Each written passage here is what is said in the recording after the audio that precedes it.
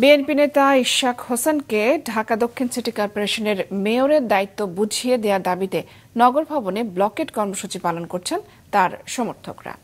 সকাল থেকেই নগর ভবনের সামনে ছোট ছোট মিছিল নিয়ে নগর ভবনের ফটকগুলোয় অবস্থান নেন তারা।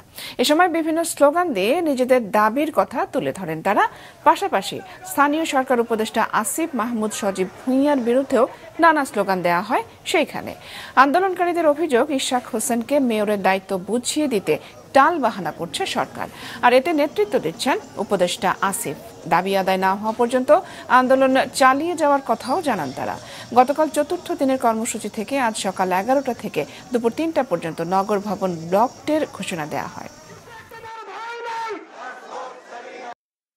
কাগজপত্র সবকিছু রেডি হয়েছে।